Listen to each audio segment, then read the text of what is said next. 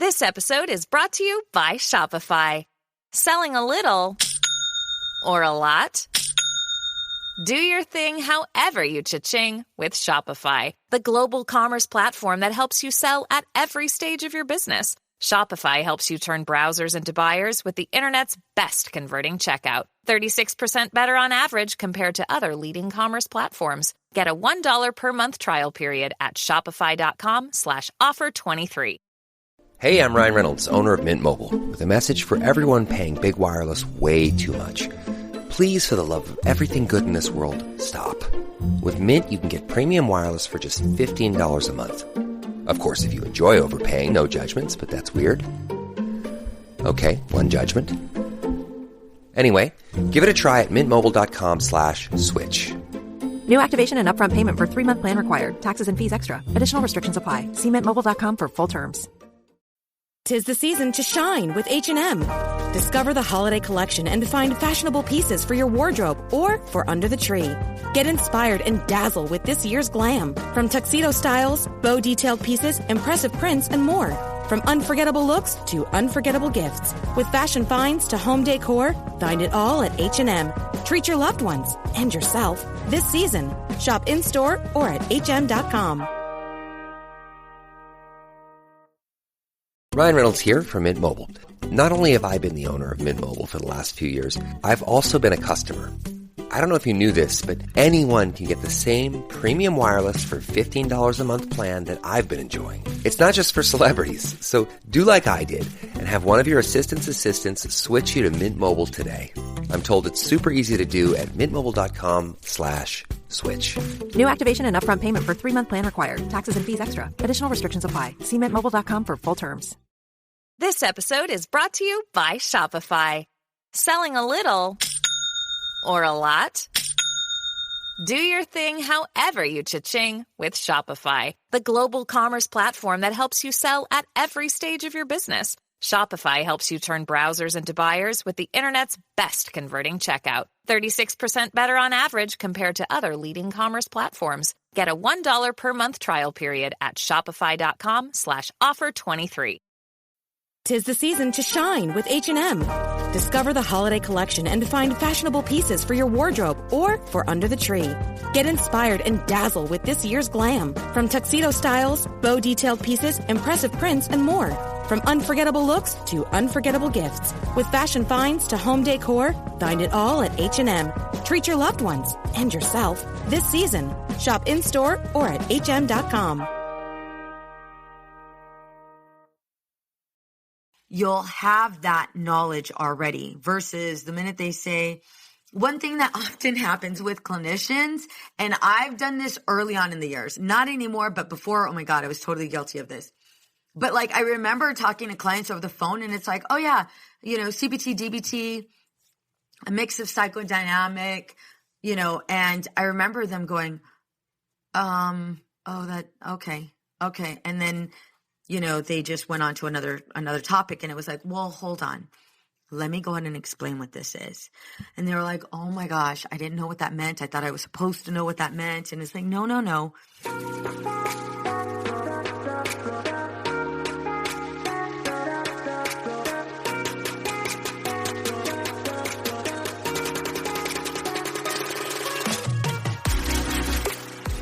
Hey girl, imagine a life where you feel supported, connected, and understood.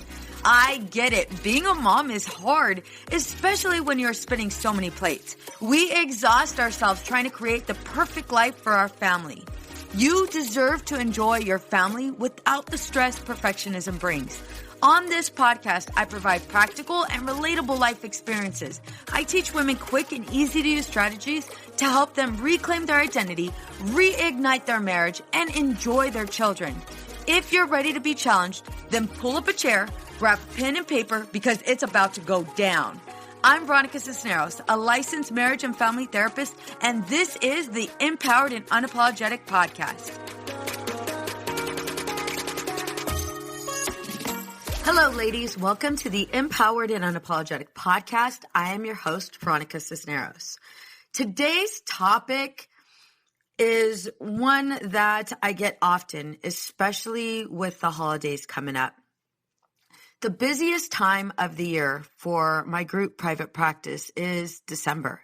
That is our busiest month. And one of the primary reasons why it's our busiest month is because it's the holiday. The holidays are just around the corner, and most of you are starting to feel anxious. You feel sad. You're not sure why. You're experiencing trouble sleeping and feeling unmotivated.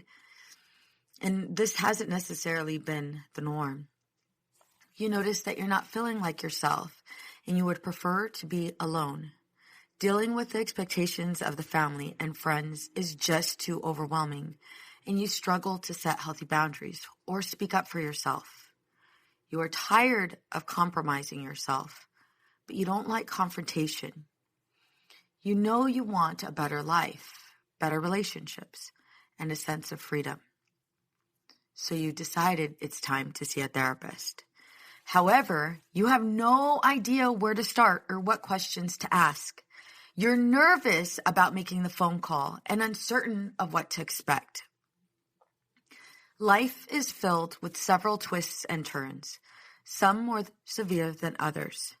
We do our best to handle them as they come and find ourselves at a loss, not knowing what to do or who to turn to. A therapist can assist you through this difficult time. Together, you will identify your strengths and goals. Together, you will develop a plan to help you live the life you want to live. Therapists are compassionate and genuine people, and they take a great deal of pride in providing an empathic, non-judgmental approach to all of our clients. So, where do I start, you ask? Let's get right to it. Step 1. You can find a local therapist in your area by going to psychologytoday.com. There you will enter your location and filter through which type of therapist you want. For instance, if you are struggling with anxiety or depression, you would want to find a therapist that specializes in this issue. There are several tabs to filter through to find the right therapist that meets all of your criteria. Second step, research. Wait a minute, Veronica. I have to start researching things? Yes.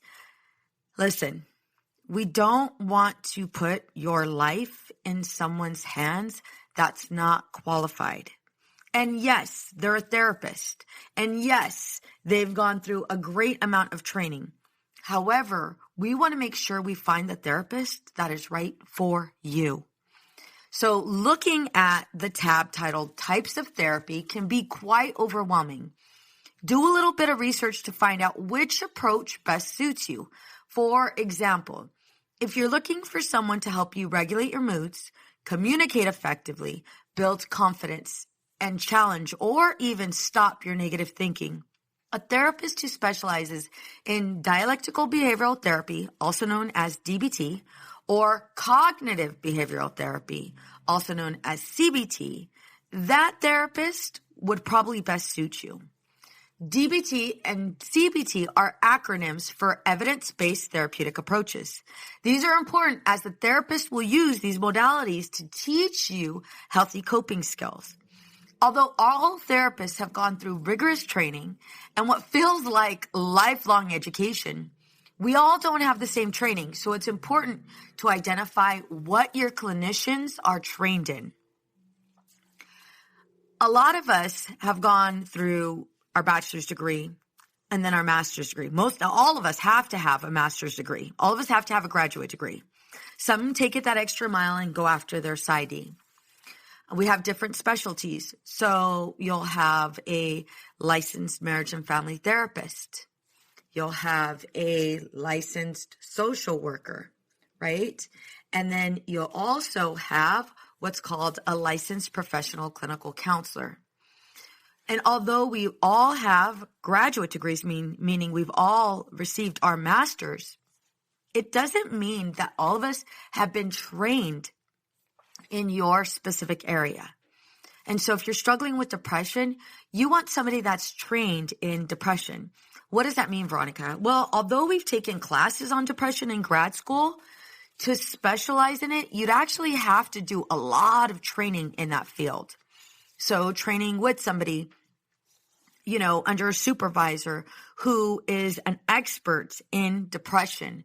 So this therapist has been trained by a supervisor who specialized in depression, and they themselves, through that training, have also gotten a specialty certification, gone through whatever training to go ahead and work with individuals struggling with depression. Same thing with anxiety. Same thing with couples therapy. Although we've all gone to school, we all have to go outside of it and get training to specialize in specific areas. And so for me, in order for me to work with couples, I had to have specific training. In order for me to work with women, I've had to have specific training. So I'll give you a little bit of a background of my training just to give you an idea of what you want to look for. So with my training, I worked for a hospital. I worked for a hospital for about 5+ years, and it was what's called a partial hospitalization program and an intensive outpatient program. So there I seen a whole lot. People struggling with bipolar, mood disorders, people struggling with addiction, teens struggling with anxiety, teens struggling with depression. I worked with women. I worked with men. I did a lot of intensive training on different mental health issues because that was really important to me. I knew once I got into this field that I wanted to make sure I can actually help people, but I had to have that training. In addition to that, I also worked for a group private practice, and it was there that I got more intense training, working with couples, really helping clients go in depth. Going into childhood trauma, going into childhood issues. That is where I got more training. And so I not only worked at the partial hospitalization program and the intensive outpatient program where it was intense, right? Because you have people that are partially hospitalized, but I also was able to go ahead and get training in that group private practice setting. So although these clients might not be so severe, I was still able to get that training from a licensed clinician. And I got both trainings in both settings. So I was able at the hospital to get not only was I supervised under one clinician that was licensed, it was several. And they all had specialized in different modalities with different populations. And so I literally immersed myself in getting as much training as possible, and even going a little overboard. You're for clinicians, for licensed or to be a licensed marriage and family therapist, to even get on the board, you have to have about 3,000 clinical hours, and that's broken into, and that's a whole another topic that I'll get into later. But you have to have 3,000 hours. Well, what I did was I stayed at the hospital and the group practice even longer. And so I ended up working there longer instead of taking a break because, again, I wanted to make sure I knew what I was doing. And if I'm sitting across from you, that I'd be able to help you. And so that's what we're looking for when I say, you want to make sure that this therapist is trained in the modality that fits your need. Step 3. This one's a big one. Decide whether or not you will need to have treatment covered by a therapist. This can be a bit tricky. If you are able to cover this out of pocket, or you have what's called a PPO insurance, you have the ability to pick whomever you want as your provider. Your therapist will provide you with what's called a super bill. So a super bill it's basically an invoice. It's like a receipt, and it has all of the information your insurance company needs to go ahead and input it into the system, and then provide you with whatever reimbursement there is. So it'd be best for you to contact your insurance company to find out what the reimbursement percentage rate is. Some insurance companies cover a good percentage of the rate. You will find that highly sought after clinicians do not take insurance. The reason for this may be due to the therapist not wanting their treatments with their client to be dictated by an insurance company.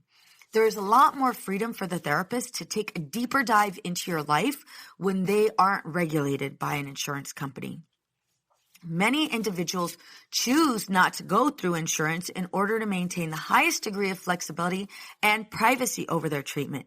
Insurance companies, so let's say if you have like an HMO, insurance companies require that a clinician provides a diagnosis and that the insurance company has access to our sessions, which is not always ideal for every client. So if you have what's called a PPO, a private insurance, you may also want to ask these questions. And these questions are really important. So go ahead and grab a pen and paper and write this down. First question you're going to want to ask your PPO insurance company. How much does my plan cover for an out-of-network provider? Next question. Do I need approval from my primary physician? How many sessions does my plan cover per calendar year? Another one would be, what is my deductible and has it been met? For those that have an HMO, you will need to find a therapist that is paneled with your insurance company, which means that they are contracted with your insurance company. And so although let's say they may charge, their rate might be, let's say like 150, right? Well, although they may charge, their rate might be 150, they can only charge your copay, right? Unless you haven't met that deductible. And then so let's say your copay is $30, right? So they can only charge you that $30, and then they might only be able to charge the insurance company another, let's say $80, right? So all in all, although their rate is 130 or 150, maybe they're only getting reimbursed maybe 110. I'm not exactly sure what the math is, but just to give you an idea. So you want to make sure that you have an idea of, do I want to go in and do private pay or with my PPO insurance, or do I need to seek a clinician that takes my insurance? The other thing to think about with regards to HMO, PPO, whatever, for the most part, depending on where you're at with your symptoms, you are going to go to this clinician weekly. Usually you might be week to week for about 4 to 6 months, if not more, depending on where you're at, where your symptoms are at, and how they're interfering with your daily functioning. So I say this just because I know finances are a really big thing right now. So you want to make really, really sure that the price you're willing to pay is something that's comfortable for you and you're able to do it on a weekly basis. It is better not to go in bi-weekly off the bat, because if it's taking you this long to go in and see a therapist, then you might as well get all of the benefits from seeing the therapist. Usually when a client will try to see me bi-weekly, the problem with that is there's so much that comes in between our sessions that has happened to you during that time that me being able to go ahead and really provide you with skills and allow you to process, that hour is not enough time. And so I like to see my clients weekly so that they're able to process through maybe what's happened, how they were triggered, any past memories. We're going to take a deep dive. So we're going all the way to your childhood. And you might be left with a whole lot of feelings about that. And like I mentioned earlier, memories from your past might pop up. And if those memories pop up, you want to ensure that you're able to see me that within that week so that we can process through it and your symptoms don't become more debilitating. That is very important for a lot of people to understand. And don't get me wrong, I know, Veronica, but that's going to cost a lot of money if I see you every single week. Yeah, I get it. However, you have waited this long to come in. Now I got to really, really pull up my sleeves and help you. And the only way I can do my job and help you is if I see you consistently, because there's a whole hell of a lot of skills that I'm going to teach you. We're going to process through a lot of your trauma and your past pains. and you coming in to go ahead and tell me how your week's been, it's not that I don't care. That's going to be a part of it, but that's not going to be all of it. Like I said, we're taking a deep dive into where it all started and how long really have you been struggling with this issue. And so be prepared to go ahead and see your clinician once a week. Now, another thing to keep in mind, if you are struggling with suicide thoughts, if you're struggling with suicidal thoughts, if you are struggling with self-harm, if your anxiety has kept you indoors, if your depression is to the point where it's really, really hard for you to feel motivated and get out of your house, your clinician will either recommend 2 times a week or a higher level of care. And we'll get into that later. I will record another episode based on, okay, now you know what to expect on my first session. I'll definitely cover that. So let's now go to step 4. Okay, so now that you've filtered through all of the tabs, right, and you've identified whether or not you're going to take an insurance, you know, what modality you're looking into. Do you want somebody DBT, CBT, EMDR, what have you, right? And then what are my current issues?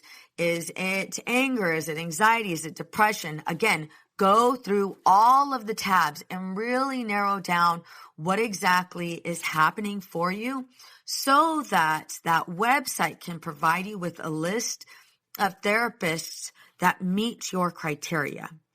Okay? So after you've done all of that, now what I want you to do is I want you to read their bios. As you're reading their bios and looking at their pictures, does this person sound like someone you would like to meet and talk to? Do you find some of the things you struggle with are described in their bios? What is their background? Is that in their bio? Who are they? You know, what do they treat? They might even have why they became a clinician. Oftentimes, you'll find therapists will have their, not only their bio, but they'll also have their website right there. And so I would definitely click on their website just to get a better feel for who this person is. And again, I want as much information as possible because it's already going to be nerve-wracking to pick up that phone, right? And I want to make sure I have all of the information ready so that when I actually draw up the courage to make that call, I am prepared for that call. So on their About section, you're looking at their clinical experience, right? That's listed on there.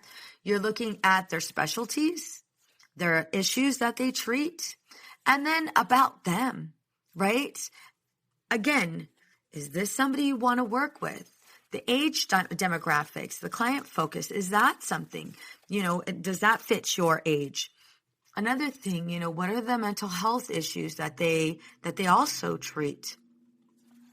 Their cost will also be listed on there. That's going to be very important as well, and the types of payments that they'll receive. Another beautiful thing that I really like about this website is that they'll have their years in practice. So how long they've been practicing for, where they're licensed. That's another big thing, where they're licensed, and the school they went to, and even the year they graduated. So again, a whole bunch of information. There's photos, just so you get a clear idea of, okay, who this person is.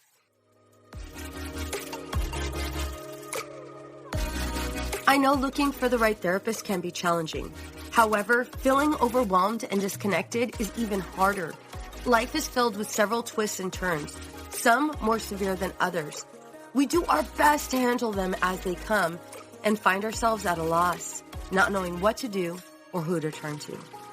The clinicians here at Outside the Norm Counseling are here to help. We are here to assist you through this time of need. Together, we will identify your strengths and goals and teach you healthy coping skills. Together, we will develop a plan to help you live the life you want to live.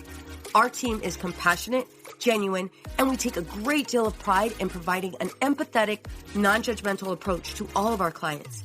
It's time. You've waited long enough, whether it be for you, your child, or if you're in need of a couple session. We are highly trained clinicians ready to guide you. Schedule an appointment now by calling 951-395-3288. Again, that number is 951-395-3288. We're looking forward to meeting you and being a part of your journey. All right. So if you like them, here's what I want you to do. I want you to create a list of a minimum. Yeah, you heard me. A minimum of 5 therapists to call. I can already hear you complaining. Veronica, you want me to call 5 therapists? Are you crazy? No, I'm not. I want you to call 5 therapists. Why do I want you to call 5 therapists? Because a good amount of us are booked. We're booked. It's the holiday season. This is when, like I said earlier, this is when a lot of people struggle. So we want to get an idea of, okay, so a lot of people are struggling during this time. And although I might fall in love with one therapist, right? Love with their bios, what they have to say, all of that information. I want to make sure that I keep my options open just in case, one, they're at max and they're not accepting any clients. 2, maybe I don't really like them on the phone. And although I read their bio and did all the research, maybe we didn't connect. Or 3, I totally spaced it with 3. The third thing might be that, you have to wait. You probably want to see the therapist this week, but they don't have an opening for another 3 weeks. This is why I want you to have a minimum of 5 therapists to call. And I want you to call all of them. Call them all. And if you went through these 5, guess what I'm going to tell you?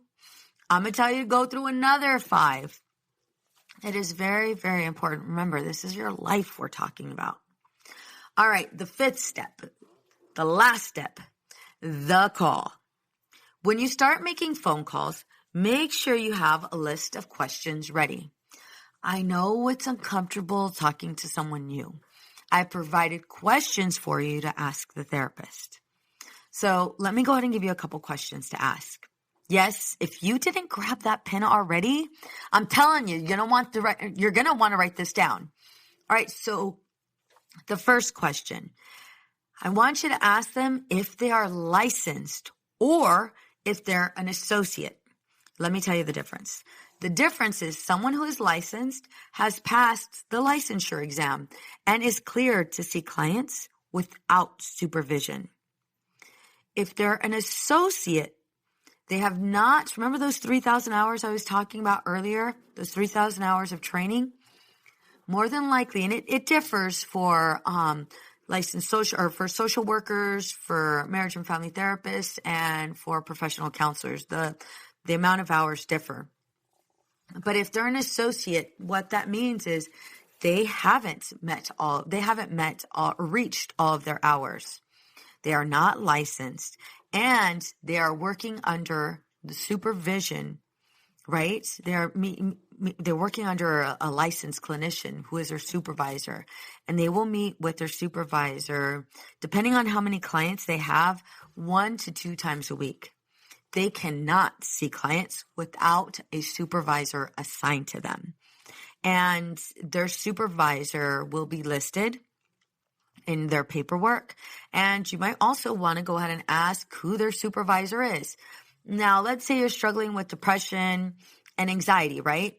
And then you look up their supervisor and you're, a 34-year-old, right? And you look up their supervisor and their supervisor only has training in child therapy, right? You don't see anything for depression. You don't see anything for anxiety. That's going to be a problem because they're being supervised by somebody who does not have the experience themselves. Now, do you see why research is so important, right? So you want to make sure if they are an associate, usually with associates, they will be at a cheaper rate than a licensed clinician. And that's just for obvious reasons. So if they are an associate, ask them who their supervisor is. And from there, you can go ahead and either ask them or research their supervisor just so you get an idea of what they're skilled in and what training they've gotten. The next question, ask them about their training and educational background. Ask them to explain their training if it's unclear to you. That is very, very important. So you reading a book, right? If your clinician's like, well, you know, I did training on addiction in my grad program. Wrong answer. That's awesome. High five. But what training did you do outside of your grad program? Well, you know, I didn't do any. Okay. Thank you so much. How are you going to help me with my addiction if you've never done training outside of grad school on addiction? There's no possible way, again, unless they've had either certification or they've had supervised training in that field. For myself, I used to assist in running a dual diagnosis track. And what that means is not only did they have a addiction, but they also had a mental health issue. And so I worked under a supervisor who trained me to go ahead and see those clients and see those patients at the time. That's what you're looking for. You're looking for somebody who has that intense training, not they read a book. It was maybe, you know, a 2-hour seminar and that's as far as they go. No. You want to make sure that they've worked with these clients because they'll be able to help you. All right. We don't want to be an experiment. That's not where we're at today. All right, so the other thing, what is their specialty and how much experience do they have working with people who have issues similar to yours? This is where you would share with them your current struggles and symptoms. So you would let them know, listen, I'm having trouble sleeping, you know, I have trouble falling asleep, staying asleep, and, you know, it's just I'm up, you know, for the majority of the day. I get about 2 hours of sleep. I really struggle with relationships. My anxiety is through the roof. Or I don't know if I have anxiety. I just experience a great amount of stress throughout the day. Or I just have this loss of motivation. I'm not who I once was and my relationship suffers. Or me and my partner are at the limit where we're at the point where the D word, divorce, you know, is floating around. And he said it once, I said it once. You know, we just really need healthy coping skills, or we just really need to connect, or I really need to heal and mend my marriage, right? Whatever struggles or symptoms you are experiencing, you want to let your therapist know then, and you want to get a good idea of what their specialty is and how much experience they have working with that population. Again, we're not an experimental project. We're not. So you want to make sure that this person is clear, concise, and is able to go ahead and give you this information. If not, we nicely get off that phone and we start making other phone calls, okay? Next question. What is their therapeutic orientation? What is their preferred therapeutic orientation? And this is what I talked about earlier, you know, dialectical behavioral therapy, cognitive behavioral therapy, EMDR. There are several different modalities, right? Several different modalities. We want to find out what theirs is. And again, how much training do they have? And this is where you're identifying what types of therapy. Is it trauma focused? Is it family and marital? Is it attachment based, psychodynamic, emotionally focused, acceptance and commitment, play therapy? You have Christian counseling, internal family systems, somatics, psychoanalytic, hypnotherapy, right? So there are several forms of therapy. And this is where you might want to go ahead and Google, you know, what therapeutic approach is best for depression, which therapeutic, you know, which type of therapy is best for teens and anxiety. What therapeutic approach is best for, you know, couples counseling. That one I'm going to say Gottman, but that's just because I'm a little biased. Absolutely love them. And I'm thankful I had that training. But we're looking for that. Remember, we went over all of this earlier, but I want you, this is where all of that research comes in. So when they start talking to you about their therapeutic orientation and what type of therapy they provide, you'll have that knowledge already versus the minute they say, one thing that often happens, and I have to just quickly say this, one thing that often happens with clinicians, and I've done this early on in the years, not anymore, but before, oh my God, I was totally guilty of this. But like, I remember talking to clients over the phone and it's like, oh yeah, CBT, DBT, a mix of psychodynamic, and I remember them going, okay.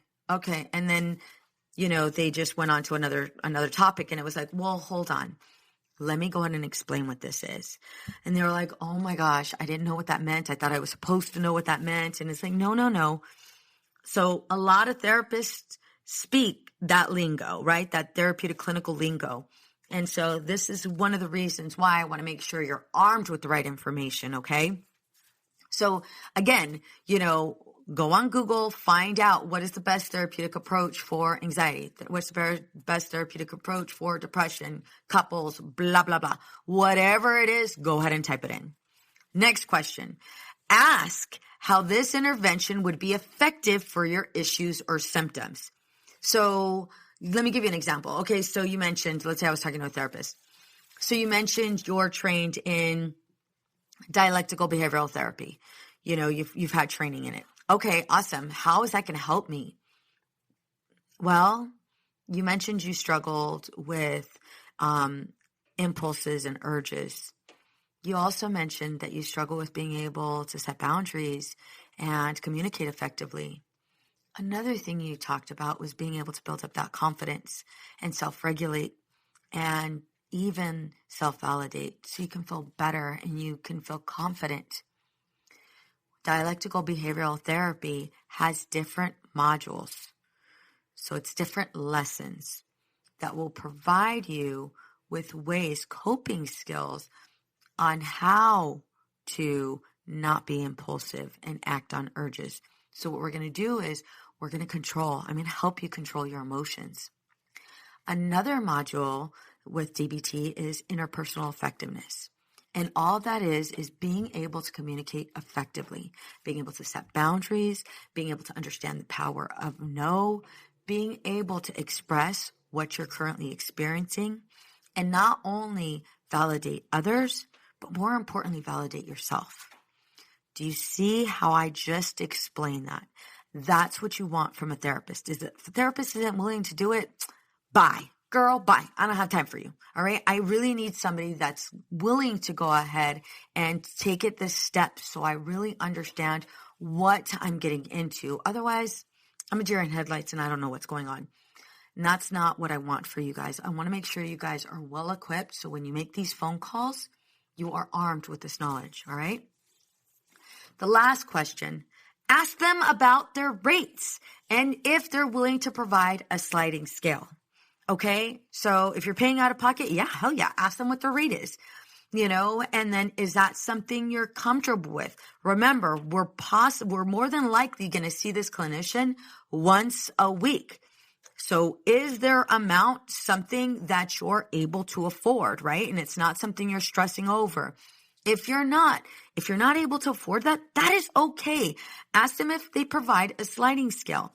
Some clinicians provide a sliding scale, some do not. Just like I said, some take insurance, some do not. But really getting that upfront answer of what their clinical rate is going to be very important because that's also going to help you make the decision. Once you're done completing all of the calls, right? So, but at this point, you've already called 5 people and you loved 3. Now you're going to determine which one fits your needs best and schedule an appointment. And if you want to, you can schedule, if you're like, dude, these 3 are it. I felt comfortable. I was really thankful that each one of them answered questions, and really took time with me. Go to your first session. If you want to book 3 and then pick your favorite ones. If you're like, oh, that's too overwhelming, I'm good with this one. That's cool too. I know this entire process can seem a bit uncomfortable. Remember, you are taking the necessary steps to pursue the life you want to live. Okay? And that is so important. That is so important. I am so glad I got to record this episode because I can't tell you how many times I answer this question. I answer this question all the time. And I was able to record this episode and give you so much more information. So I'm super excited for you. You are now on this journey, on this path of self-discovery and true healing. True healing. All right, mama, enjoy the holidays. Thanksgiving is this week. Oh my gosh, I'm not even ready. And I know most of you probably aren't ready because we're still in like 2020, it feels like. Enjoy yourself and be intentional on that day. All right, mamas, until next time. Bye.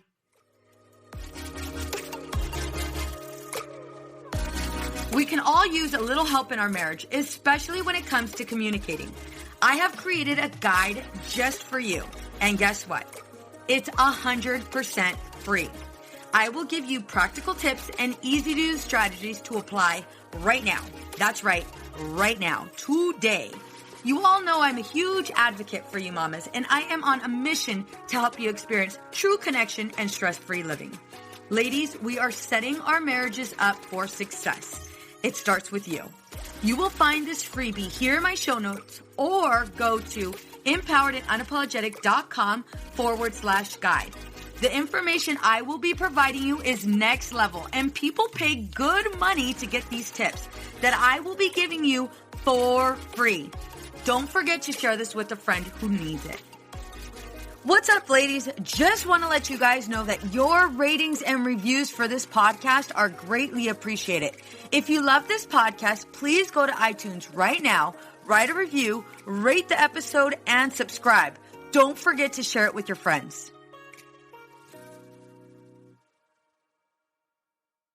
It's easy to blame ourselves for our struggles with alcohol. We see people around us being able to control their drinking without any consequences, yet no matter what we try, we can't seem to figure it out for ourselves. My name is Jillian Tietz, and I am the host of the Sober Powered podcast, where I use my biochemistry background to explain the latest research in addiction and help you understand both why you drink the way you do and how to develop the skills and mindset you need to find freedom from alcohol. I discuss topics like why we think about our drinking 24/7, why we have no off switch, and why we crave alcohol. If you're struggling with your drinking or you know someone who is, then I hope that you will check out the Sober Powered podcast. New episodes every Friday. See you there.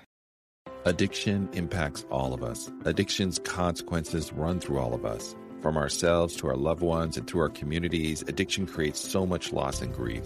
My name is Dwayne Osterlin, and I'm the host of the Addicted Mind podcast, a show featuring personal stories, expert guests, and vital information about addiction and addiction recovery. We'll talk with leading treatment providers to discuss the latest research and treatment options for this devastating disease and advocate for mental health awareness. We discuss topics like the importance of creating a community of support to helping loved ones to some of the latest research on psychedelic medicines. The Addicted Mind podcast has been about creating hope, listening to stories of many amazing people that have overcome addiction and are thriving. If you or a loved one is struggling with addiction, subscribe to the Addicted Mind podcast wherever you get your podcasts or check out theaddictedmind.com. New episodes every Monday. See you there. I know we've been taught that motherhood requires alcohol. I know we've been taught not to question our relationship with alcohol until we've lost everything. And I know we've been taught that if we do dare to examine our relationship with alcohol, we need to head straight to AA and declare ourselves an alcoholic who is powerless to alcohol forever. But what if all that isn't true? That's definitely not my story. I'm Suzanne, the host of the Sober Mom Life podcast. I'm an influencer who stopped drinking in January 2020, and since then, I've been telling the truth about motherhood, influencing, alcohol, and sobriety. If you suspect deep down that glass or 3 of wine at night might just be making motherhood harder, well, you're right. Come and join me as I chat with other sober and sober-curious moms. Let's laugh, cry, and normalize sobriety together, all while we reheat our coffee for the 4th time today. I know we've been taught that motherhood requires alcohol. I know we've been taught not to question our relationship with alcohol until we've lost everything. And I know we've been taught that if we do dare to examine our relationship with alcohol, we need to head straight to AA and declare ourselves an alcoholic who is powerless to alcohol forever. But what if all that isn't true? That's definitely not my story. I'm Suzanne, the host of the Sober Mom Life podcast. I'm an influencer who stopped drinking in January 2020, and since then, I've been telling the truth about motherhood, influencing, alcohol, and sobriety. If you suspect deep down that glass or 3 of wine at night might just be making motherhood harder, well, you're right. Come and join me as I chat with other sober and sober-curious moms. Let's laugh, cry, and normalize sobriety together, all while we reheat our coffee for the 4th time today. Addiction impacts all of us. Addiction's consequences run through all of us. From ourselves to our loved ones and through our communities, addiction creates so much loss and grief. My name is Dwayne Osterlin, and I'm the host of the Addicted Mind podcast, a show featuring personal stories, expert guests, and vital information about addiction and addiction recovery. We'll talk with leading treatment providers to discuss the latest research and treatment options for this devastating disease and advocate for mental health awareness. We discuss topics like the importance of creating a community of support to helping loved ones to some of the latest research on psychedelic medicines. The Addicted Mind podcast has been about creating hope, listening to stories of many amazing people that have overcome addiction and are thriving. If you or a loved one is struggling with addiction, subscribe to the Addicted Mind podcast wherever you get your podcasts, or check out theaddictedmind.com. New episodes every Monday. See you there. I know we've been taught that motherhood requires alcohol. I know we've been taught not to question our relationship with alcohol until we've lost everything. And I know we've been taught that if we do dare to examine our relationship with alcohol, we need to head straight to AA and declare ourselves an alcoholic who is powerless to alcohol forever. But what if all that isn't true? That's definitely not my story. I'm Suzanne, the host of the Sober Mom Life podcast. I'm an influencer who stopped drinking in January 2020, and since then, I've been telling the truth about motherhood, influencing, alcohol, and sobriety. If you suspect deep down that glass or 3 of wine at night might just be making motherhood harder, well, you're right. Come and join me as I chat with other sober and sober-curious moms. Let's laugh, cry, and normalize sobriety together, all while we reheat our coffee for the 4th time today.